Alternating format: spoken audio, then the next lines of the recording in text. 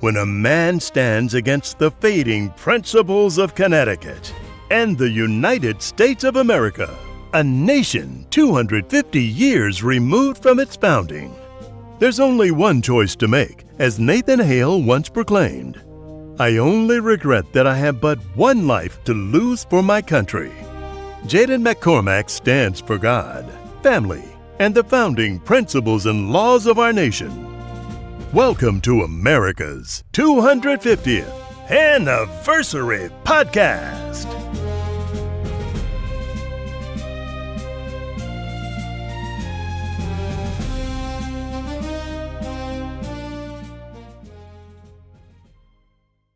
Welcome to America's 250th Anniversary Podcast, and we are here today with our special guest, Reddy. So welcome. Nice to see you again. Thank you very much for having me on your podcast, Jadon. I Thank really you. appreciate the opportunity to join you. Absolutely. And now a lot of people, they may not know who Chris is, maybe some people locally, but you actually ran for Senate, state Senate, a couple years ago, and now you're doing it again.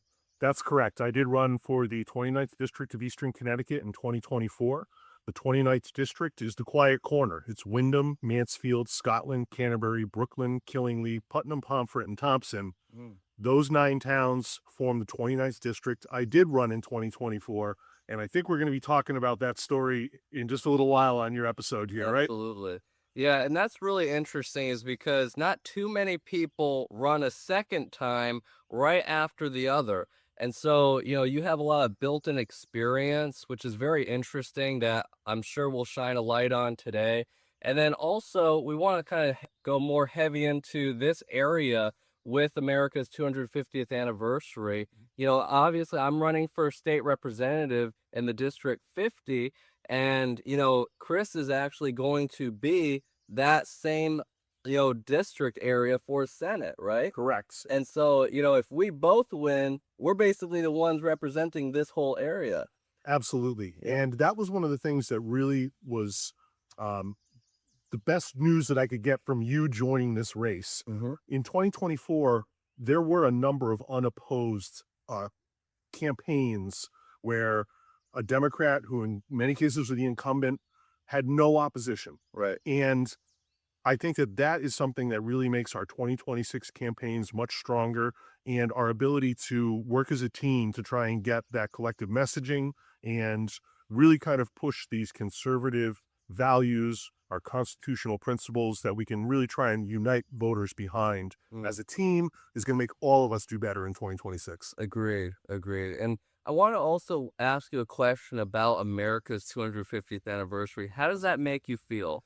It's fantastic. I'm really glad that I was able to, be at this position as a politician and as involved as I am in local politics during the 250th. I remember 1976. I was young, but I remember the big parties that we had, grandparents, aunts, uncles, everybody coming together, the parades that happened in 1976. I'm really looking forward to seeing very similar type experiences, especially because right now it feels like the country is very polarized. And I hope that that's something that we can all come together on, just celebrating 250 years of our country, celebrating patriotism, and really kind of getting back to those values that we can all agree upon. That's wonderful. And honestly, I look at it as myself not being there for the 200th, or not there for the 200th, but I'm, a younger person. And this is such a big celebration, and it's wonderful that we get to celebrate America. And, all the history that we have, and we're a very young country compared to many others, let's say in Europe or throughout the whole world, and just having this be a young country, but it's the best country just by economic wise and also opportunistic wise. And that's amazing, just so that it's so young and it gives so much opportunity to people that come here or that are born here. And so, as we are talking today about the state representative seat and the state Senate seat, we want to make sure that we represent this area for the liberties that we were bestowed upon when the country was founded. And I also wanted to mention is that when you run for a campaign to represent people, you are there to support the people, communicate with the people, and be the voice of the people. And America is very unique because we don't have uh people trying to take over the country without an election. Even though we do have some voter protests there, and we'll talk about that a little bit. Yep. And but we really have a process and a system that is designed to be for the people. And so, let's kind of hone in more on what you first started in with politics. Certainly. When you began to think, hey, I'm going to go ahead and run and do a campaign, how did that all begin for you? So I've always been interested in politics and always followed politics from local to state to federal to international. But my most important job in life was being a father. My children are just now adults. They're young adults. They're Gen Zers. And it wasn't until they got to the age that they were in 2024, all but one of them having graduated high school already, that I felt it was the best time for me to really jump in as a candidate, especially at something like the state senatorial level. That's not a greasy campaign. It took away a lot of time from family in 2024. My door knocking schedule was literally 7 days a week. You don't have time for family and kids' sports activities and helping out with homework when you really are committing to doing that type of a campaign. So I really felt like 2024 was the right time for me to jump in and try this. But I've always had a love for politics and debating and talking about the issues. The real thing that got me off the couch was just being really angry at the policies that we see coming out of Hartford, because they definitely do not benefit the residents, the taxpayers, the electrical ratepayers of Connecticut. None of these policies look out for the best interests of us. Right. A lot of this is simply party ideology. It's having a legislature that is so super majority controlled that they really do not care about the opposition. And I'll pause you right there, because we're talking about Connecticut right now. And what a lot of people look at America, we are made up of 50 states. Now, of course, on this podcast, we are doing a more heavy focus on the state of Connecticut because that's where I'm from, and that's what we're doing. But it's really something that we used to be one of the best states in any part of the country. And we used to, but we used to actually have, one of the most thriving economies, one of the best opportunistic environments to start a business. Hartford used to be the economic powerhouse of the United States of America. Insurance capital. Exactly. Yeah, and you might even know Mark Twain and all these great people, J.P. Morgan. So there was all this industry here. We even were the ones that had the Colt guns. The people that wanted to have freedom and economic powerhouses in this area. And so, as the country developed, as, Connecticut continued on that path, we actually became less and less of an economic powerhouse. Of course, we're still, a very strong state, and that's why we're fighting for it. But, as Chris was talking about, he wants to see that revival happen again. And I think that's super vital when it comes to the state of Connecticut, but also everywhere in America, because we're trying to make America great again, as Trump says, of course. But I want to mention here is that, as you said, you were always interested in politics. You had a interest at the get-go, and you saw policy happen. You want to make sure policy was the forefront of innovation and back in Connecticut for success. But then you decided to run for Senate, and you saw how the person that held that seat was destroying the state, correct? Absolutely. My opponent is progressive and a party follower. She votes absolutely along party lines 100% of the time. So you are not getting somebody that is truly looking at the issues.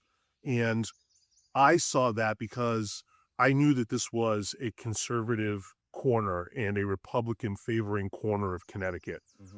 I really saw the opportunity in 2024 for someone who was ready to work hard and truly do grassroots campaigning to make a difference. Right. And I went from virtually no name recognition in this corner of the state politically to having the great name recognition now because of what happened in 2024. So I think this is going to be a different campaign in 2026. I think that there are a lot of things that we can do together as a team, like I said earlier, to make sure that we really are going to represent this corner the way that it should be. And didn't you have a debate with your opponent currently, but last Yes. cycle? We did have one at WINY in Mhm. Putnam. It's a local radio station. I actually had a third candidate, a Green Party candidate, that was also running for the state Senate seat. And I didn't even know that there was a third candidate there until literally the day before my debate. But we did have a live radio debate. It lasted an hour. There was 4 questions that we each got to answer first and then rebut. I really think that I dominated the debate and really controlled the narrative very well. There was points where I was bringing up issues that were then followed up with a question. So I literally had multiple opportunities to answer while my opponent was simply just responding and trying to play catch up. Mm-hmm. I don't think there's going to be any debates this time. Really? I do not think so. Now tell me the importance of debate. Absolutely. It gives the people an opportunity to directly see the answers each candidate is going to provide on issues. And I think that WINY did do a good job of providing that information through good local issue questions. And it was some of the big issues at the time in 2024. We talked about electricity rates and the public benefits charge on our electric bills. Right. We talked about public safety. We talked about spending. We talked about one of the ones that they brought up was about the moratorium on future sewer connections in the borough of Killingly. So there was definitely the opportunity for voters to really be able to hear the issues answered from each one of these 3 candidates.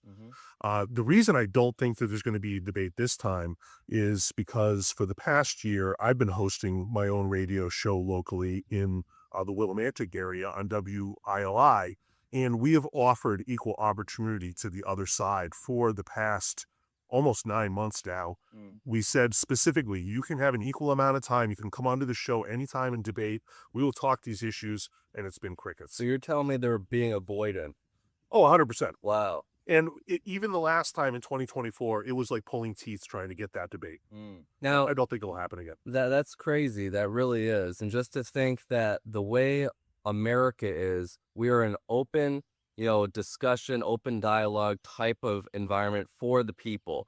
And at the end of the day, too, it almost reminds me of how the Democrat Party in Connecticut, like my opponent, was unopposed and didn't have anybody run against him. And so he won by default. And that's the same type of concept when somebody does not want to debate. They just have it. So, okay, let's just have, nobody hear what the other side has to say and just go by default. And that's insane, We can even go one step further than that, Jadon. This past legislative session in Connecticut, some of the most controversial bills that were being raised in the House and the Senate, the in-person testimony was cut off because they simply didn't want to listen anymore. Yeah. Hundreds of homeschool families, hundreds of people that believed in the religious exemptions for vaccines and against vaccine mandates from the state of Connecticut, they showed up in person to testify in front of the legislature, and the legislature basically told them,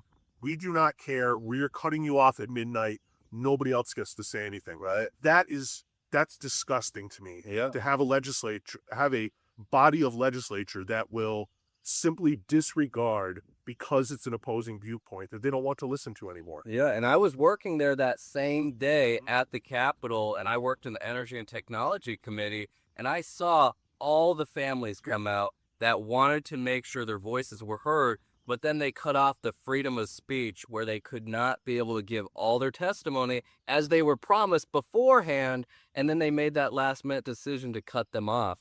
And so it was a disgusting day that, everybody was there that, could not speak, and they had their speech hindered. And then I remember you said after, you ran against somebody, you worked at the Capitol. Is that correct? Yeah, I did. Actually, after the 2024 election, the Connecticut Senate Republicans offered me a job as an assistant clerk with the Appropriations Committee. So for the 2025 legislative session, I was there in the legislative office building, just like you were, Yeah. attending all the committee meetings, recording all of the vote tallies, Right. and really being fully immersed in those day-to-day operations of the Capitol and the legislature, just the same way as you were this past session. Now, what kind of experience do you draw from that? So I really wanted to be on appropriations because I wanted to be able to get a little bit of each and every other committee.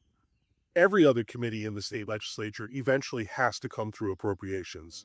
It's the longest of all the committees in the way of calendar dates that it runs. And really, after all of the other committees have uh, finalized their bill votes, they get passed on to appropriations because that's where the money comes from. Right. So I really wanted to see that aspect of it. I was offered a couple of different opportunities as assistant clerks in other committees, but that was the one that I really thought I was going to learn the most in the shortest amount of time.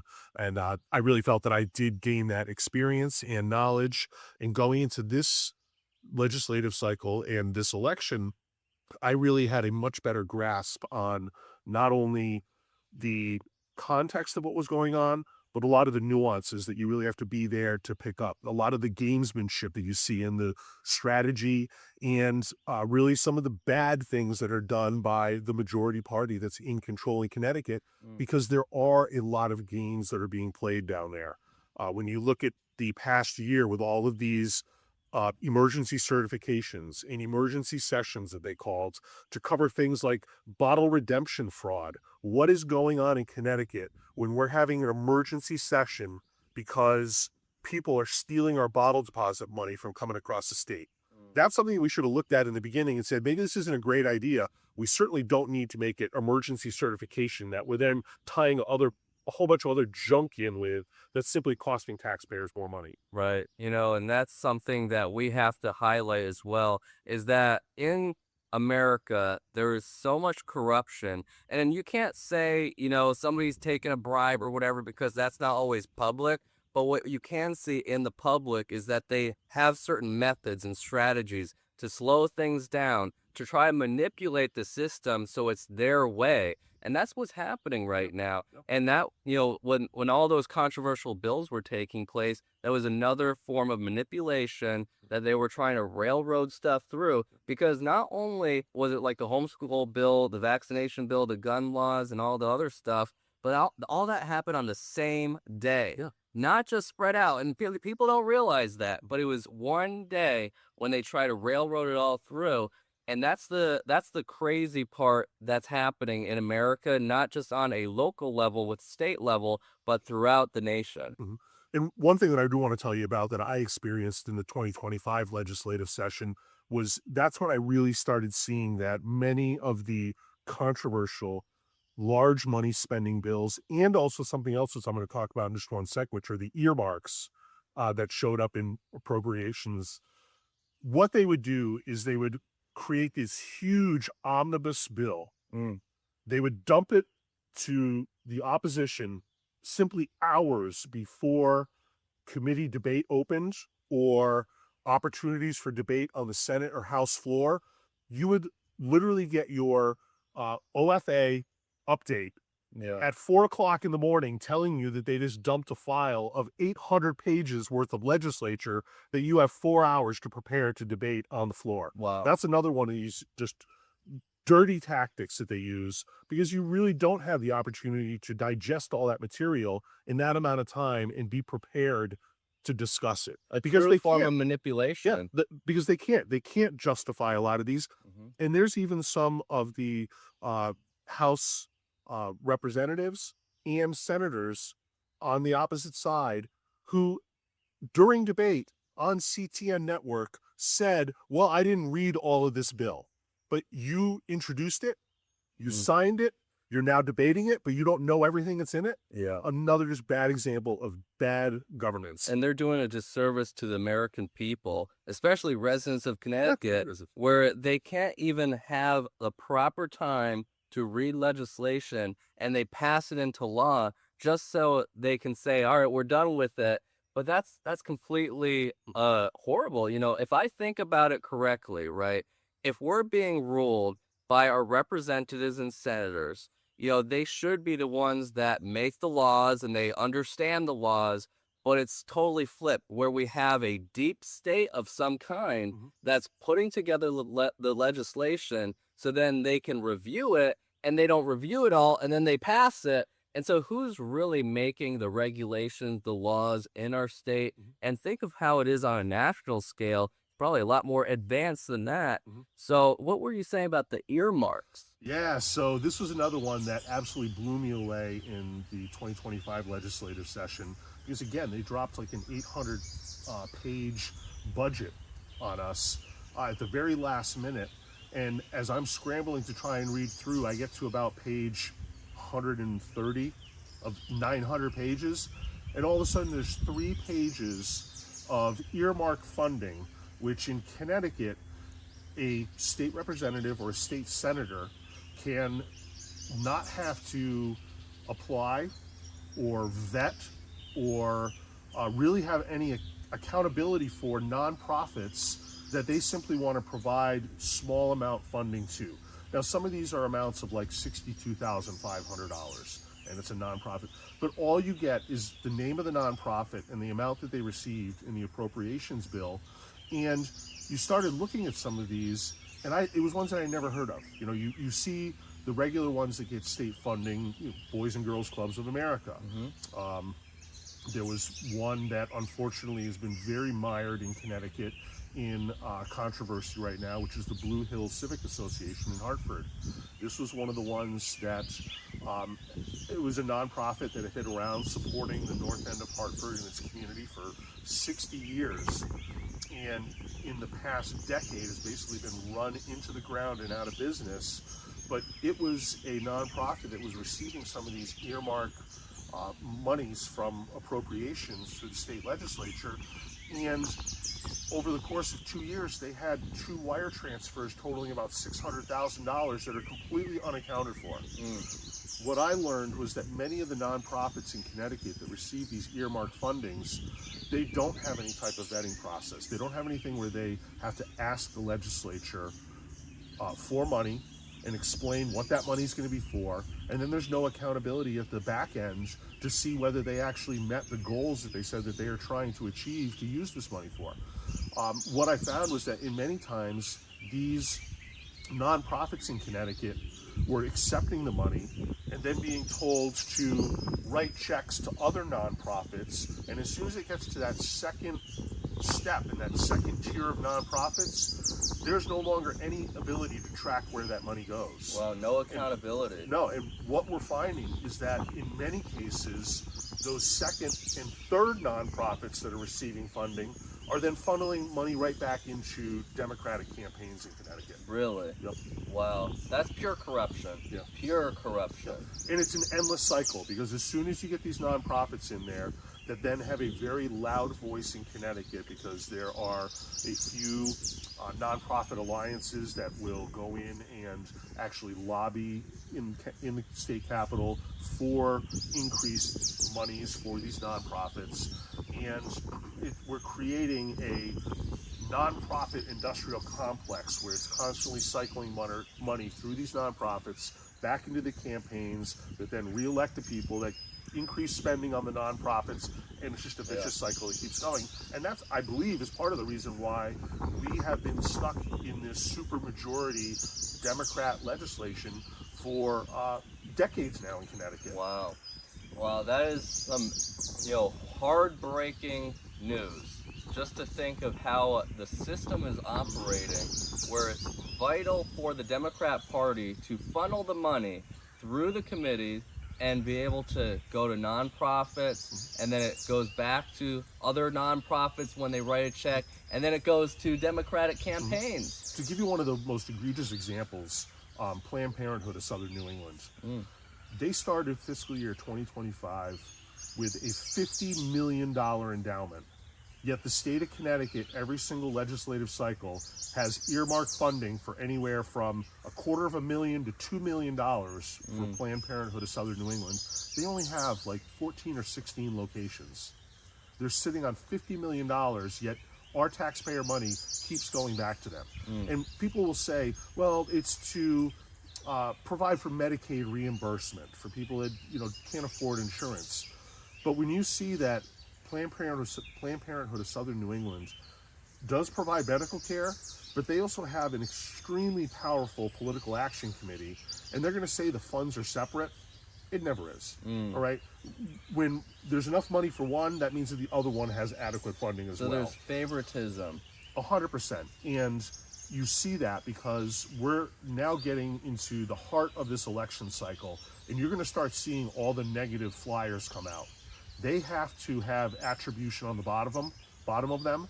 Start looking at the bottom of these flyers, and the negative ones against Republicans, I can guarantee you the majority that are received in the state of Connecticut will be funded by the Political Action Committee for Planned Parenthood of Southern New England. Well, and let's go back to, let's say, that money, that's coming from the state, correct? In some cases, yes. Yeah. And then there's other sources of funding for instance, Planned Parenthood of Southern New England. But some of these smaller ones, the concern that I had when I started trying to find some of these very small Connecticut nonprofits is when you took one of their names and either Googled it or looked on the Secretary of the State's office to see if it had registered as a business in Connecticut, or you simply looked on social media to see what type of profile they had.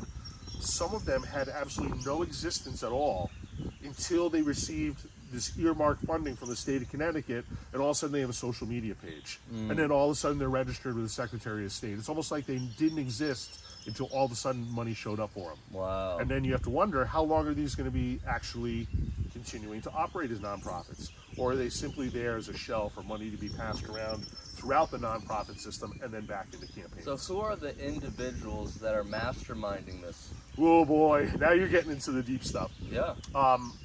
I'm still doing a lot of investigative work into that. It's very hard, like I said, to tie these all together. But when you start looking at some of the familiar names, that's where you start to see the patterns forming, where there are a number of, like I said, these nonprofits that lobby for the nonprofit organizations that do the day-to-day work of nonprofits. And you start seeing the same names of people who work for these nonprofits, but then they're also political operatives that have worked for previous campaigns, state and federal level campaigns. And you start to think, were some of these positions created or even offered because of those connections? Because they knew that if they were able to infiltrate with their political operatives, now they have the way to create this cycle that continues to get them elected. And I have to point out, this is not a conspiracy theory, this is a conspiracy. Direct down the middle that this is happening, and we have the proof just from what you've seen. You know, it's not something that we're coming up with or something that we're thinking about, but it's literally happening in the state of Connecticut. And this should not be a shock, because America has been on the downward path when it comes to these liberal areas, and they want to fund their pet projects so that money can funnel back to them in one way or another, and that is corruption at its finest. You know, so it's just very hard to prove. Like I said, forensic auditing doesn't even really go deep enough, because, like I said, there are these multiple layers of nonprofits. For instance, the one that I looked at very closely because of what happened earlier in the year with earmark funding for the Blue Hill Civic Association. Basically, as soon as they received large amounts of money, that money would almost immediately be dispersed to other nonprofits. So now you have earmarked funding going to one nonprofit, which maybe somebody eventually might look at to say, hey, something's going on here. But once that money goes to that second and then third or even further tier, it's virtually impossible to track. It becomes so difficult to see where that money is going and what it's being used for. You know who we need to get out here? Nick Shirley. You know, Nick Shirley, the guy that exposed the Minnesota fraud of the daycares and all that money coming through. It sounds like a similar situation that we're having, you know, and we need that guy. And it's all across these blue states. Yeah. They definitely have the understanding of how to use the system to gain that type of traction and then gain a hold in politics. So we really should not be surprised at seeing that.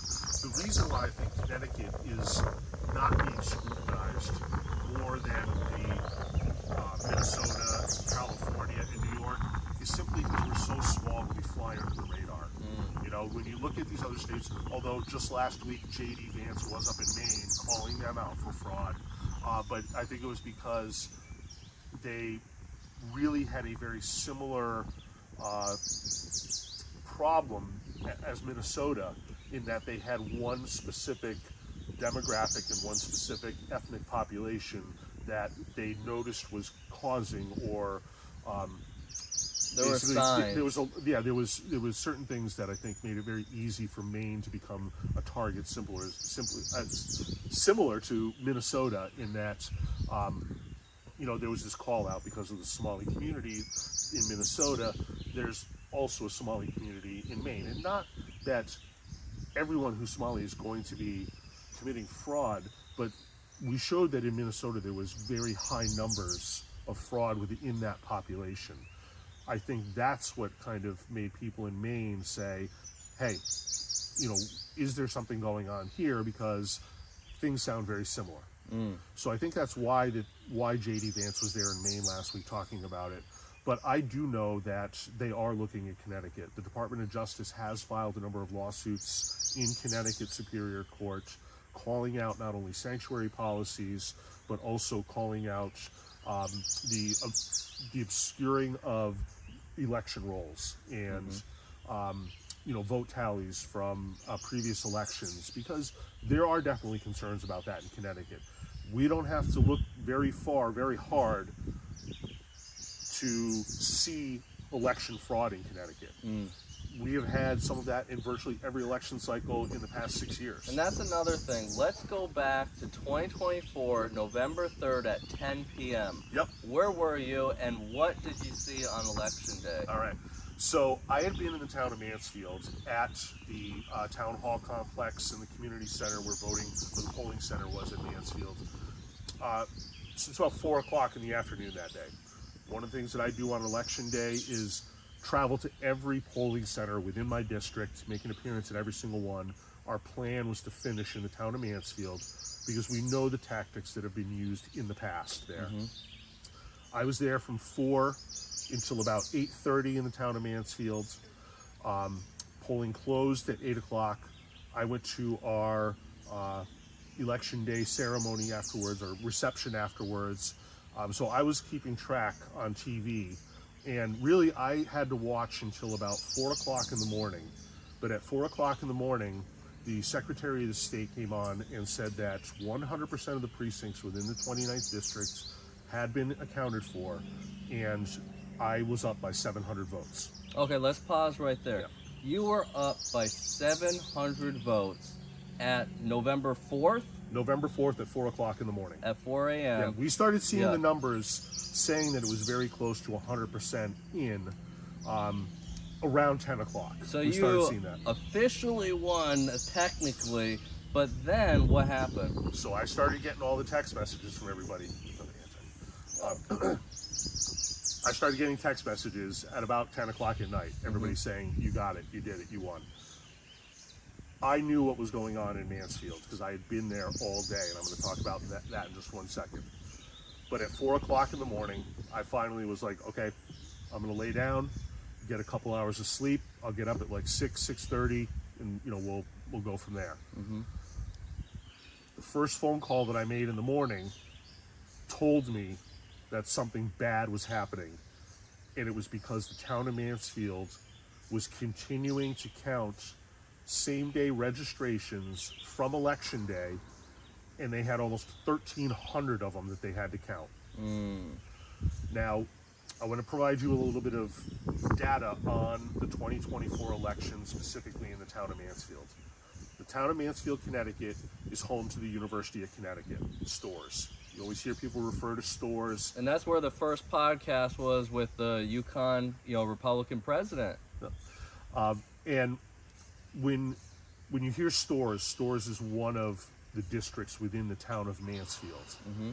So students on election day that wanted to register to vote had to leave campus and go to the Mansfield Town Hall. It's a short distance. You could walk it, but it's pretty much across campus, just off the campus. What they were doing was that there was coach buses that had been rented for the day, and they were doing there was two chartered buses that were doing a continuous loop from the student center, the co-op, the Yukon Co-op, right next to Gamble Pavilion, to the Mansfield Town Hall. About 20-minute total trip for each one of those buses. There was two of them that were going constantly from probably 11 in the morning until 8 o'clock at night. And they were bringing students from the bookstore to Mansfield Town Hall, dropping them off right in front of the same-day registration at about 6 to 6:30 at night. Two Democratic lobbyists showed up with, I want to say the full amount was about $760 worth of pizzas. So it was orchestrated. Absolutely. Mm-hmm. And I have the receipts that show that it was a Democratic political operative who paid for these. Over $700 worth of pizzas, which were then set up on a folding table inside the 75-foot line. I have a picture of the 75-foot line that shows where there is supposed to be no political campaigning being conducted within that 75-foot line. And here are state legislators, these political operatives, setting up a folding table and handing out pizza and cookies and drinks to all the students that were getting off the buses, going in to fill out the same-day registration forms so that they could then submit their ballot for the 2024 election. Now, in the town of Mansfield, what you should understand that if you discount the population of the students that live on campus, on its website, Mansfield itself says that they are a town of approximately 13,000 year-round residents. The other 13,000 people that make up the population of the town of Mansfield are actually students that live off campus. They are residents of Mansfield. During the course of early voting in 2024 and on election day, the town of Mansfield, which is 26,000 people, I'll even give them that, cast 2,522 ballots by same-day registration, which means that the person in general had never voted before, had never been a registered voter. They signed up to vote and then cast their ballot. That accounted for 25% of all the ballots that were cast in all of Mansfield for the entire cycle. 25%. Yeah, were same-day registrations. Mm-hmm. Now, when you look at that even further, on election day alone, so just on election day, there were 1,284 of those same-day registrations that were requested. When I looked at the list, I'm going to say that well over 95% were 18 and 19-year-olds who were registering to vote for the very first time. When you think that on election day, 1,284 people were properly processed by the election poll workers, to think about that, in order to fill out a same-day registration, then get a ballot and have it be accepted, you have to provide information on that same-day registration form. You have to show some sort of identification showing where you live within the district. Oh, that's another thing about where they live. Tell me what they showed the poll workers. We're going to talk about that in just 1 second. I'm going to get to it in just 1 second. All right. But this is important. When then the poll worker has to confirm that you have not voted in another district if you are simply changing your address from somewhere else to where you want to vote to on election day. That means you have to place a phone call. You also, as part of the procedure, if you don't get someone to answer and you're not able to confirm it, you have a certain amount of time where they can call back and say, yes, this person voted in Shelton instead of Mansfield, and then that person would not be eligible to vote in the town of Mansfield because they had already voted somewhere else during that election cycle. That process takes several minutes. When you think about them saying that they were able to process 1,284 same-day registrations between 6 in the morning and 8 o'clock at night, you're looking at doing more than 2 a minute, right? And I know that the majority of those same-day registrations occurred after noon, which means they are trying to tell us that they were able to process 4 or 5 or 6 of those every single minute, Wow. the entire time. 1,284 same-day registrations was more same-day registrations than in any other municipality in the entire state of Connecticut, including the city of New Haven that has 1 million people and 9 universities and colleges. When you look at that type of data, that is not organic. That is orchestrated, that is purposeful, and when you hear about some of the other things they did, you realize how it really was a concerted effort by a political party and political operatives to make sure that this happens. And this is what I'm going to explain what you just asked me about. We know that students, when they went up from UConn to fill out their same-day registration form, they were able to open up their phone. They went to a portal on their phone that was connected to their meal plan, which is tied in with housing. It showed a common address that says it's either 1 Husky Way or 1 University Way, something like that. But it's a common address, and it's not truly an address. When you go to college, you have a dormitory, a room number assignment. If your family wants to send you cards or packages, or you want to receive mail, there is a specific mailing address. In the state of Connecticut, the way that they justify this is that if someone is homeless, they still want them to have access to vote. Fine, I understand that. You can put down the registrar of voters address for their office in order to be eligible to vote. You could write on that same-day registration form, I'm homeless, but I live on a bench in Memorial Park in Willimantic, and they could accept that.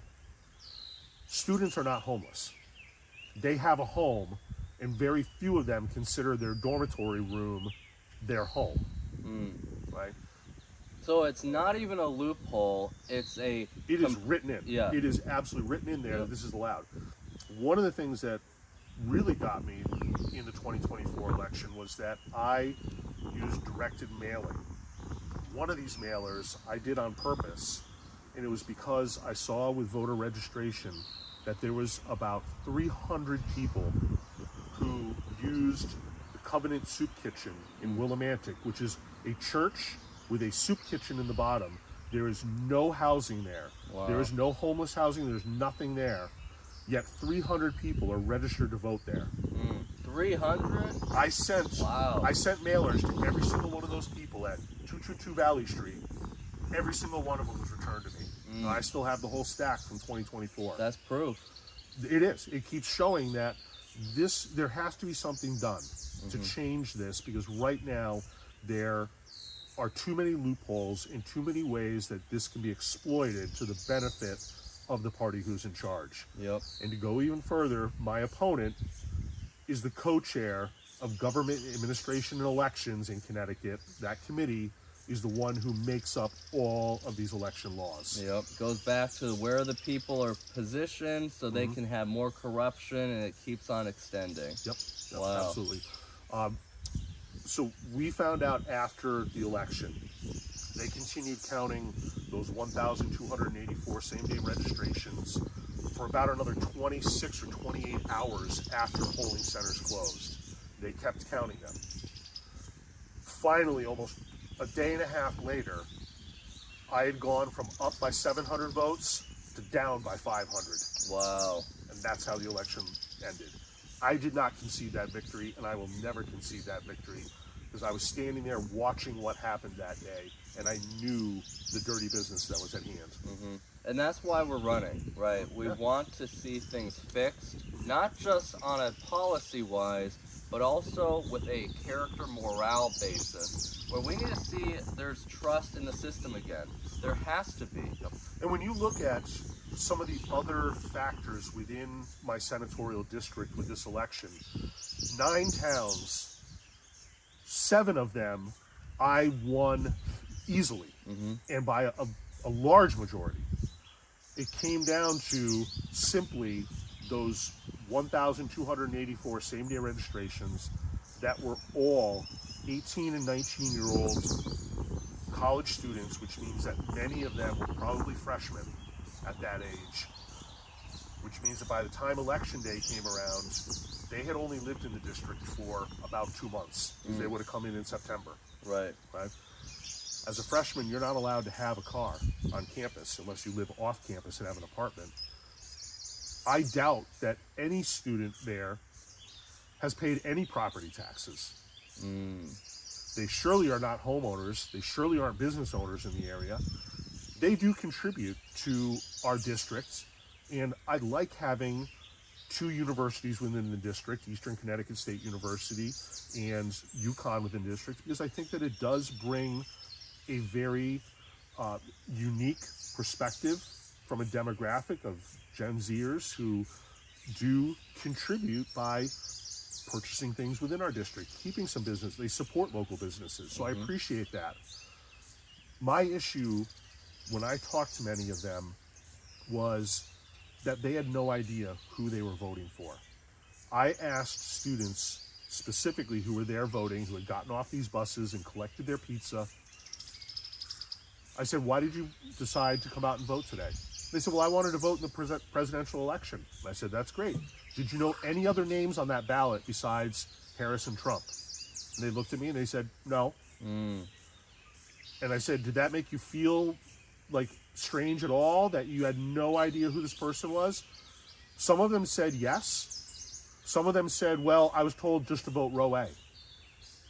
Yep. And then other ones said, it was concerning to me, and I didn't know that I didn't have to vote for everybody, and that I could have just said, well, the only one that really matters to me being a college student in this election is Harris versus Trump, and I'm going to leave the rest of them blank.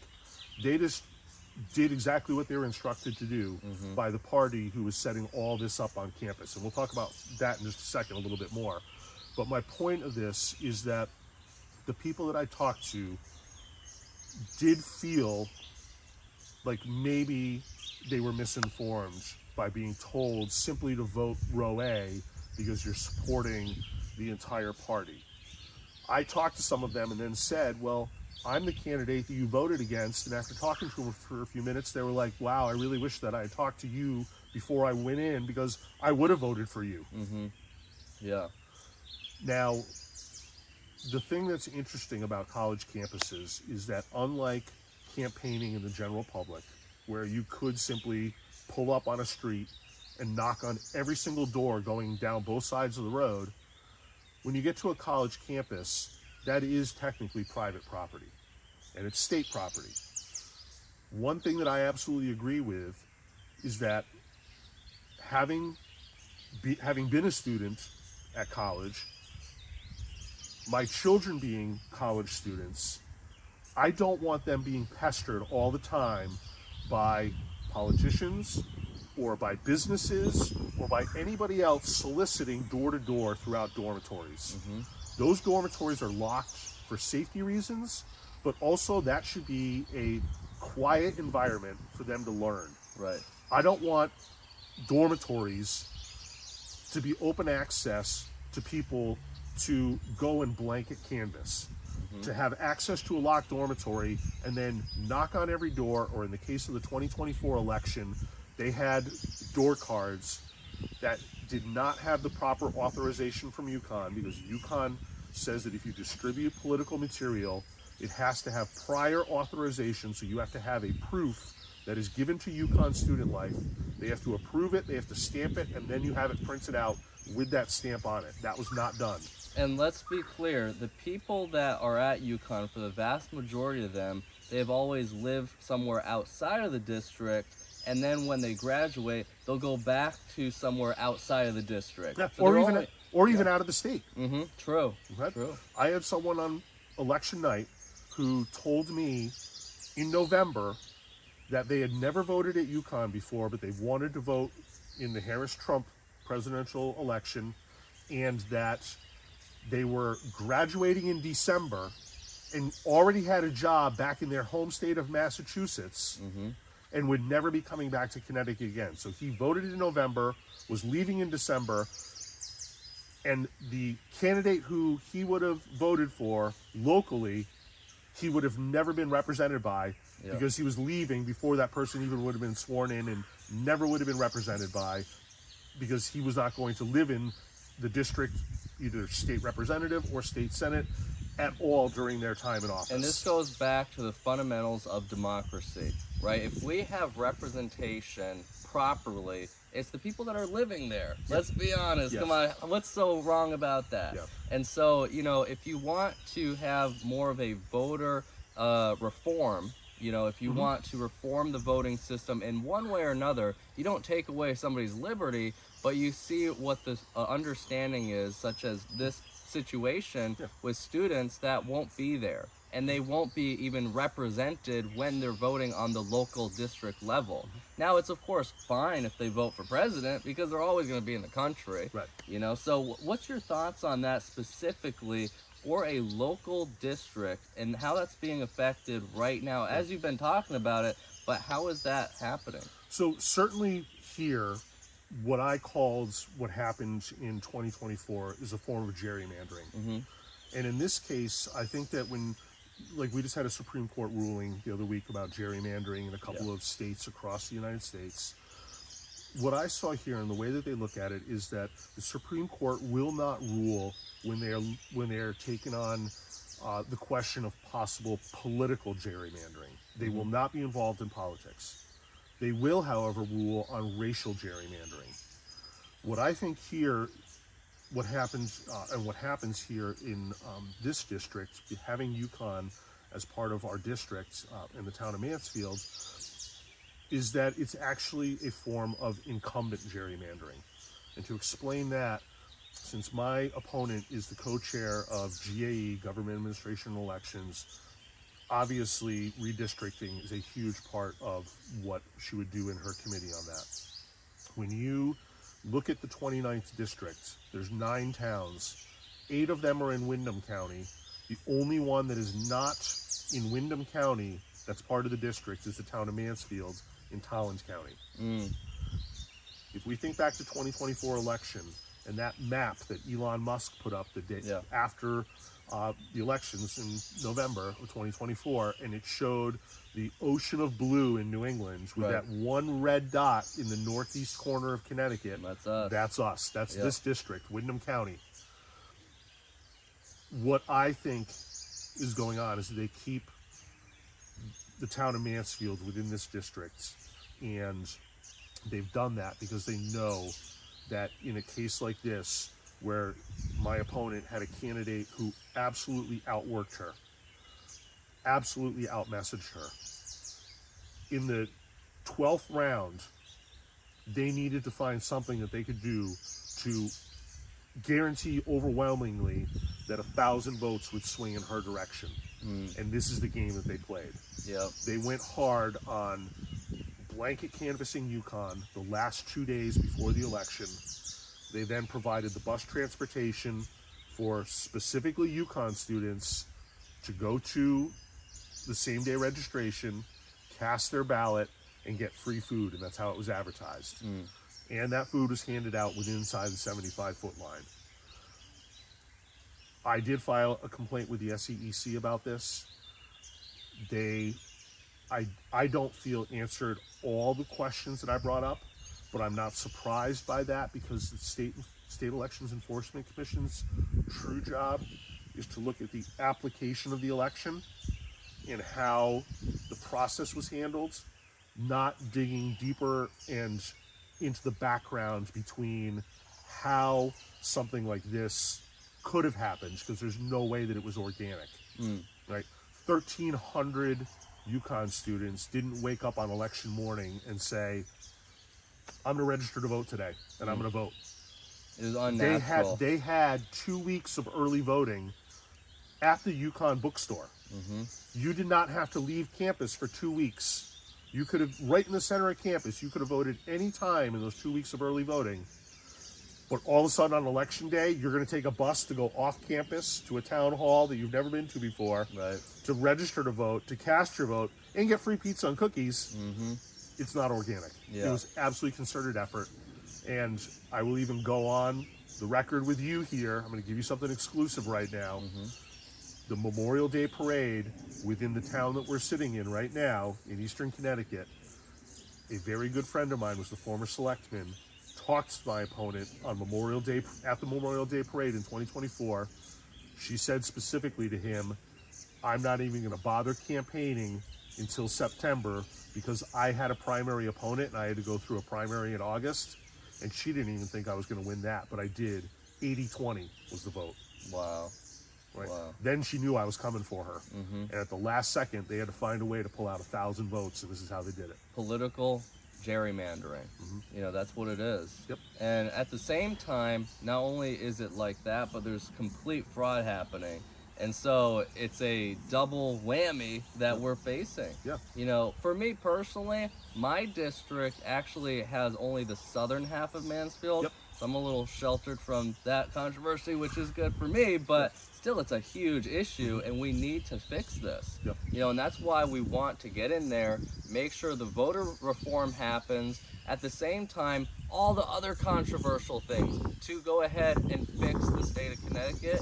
And this has a greater effect on influence to the greater states of America. And so, you know, thank you, Chris, for coming on. Thank you so much, Jadon. Yes, and this was just a great celebration of our 250th anniversary, and let's make it to 300 as a more successful nation.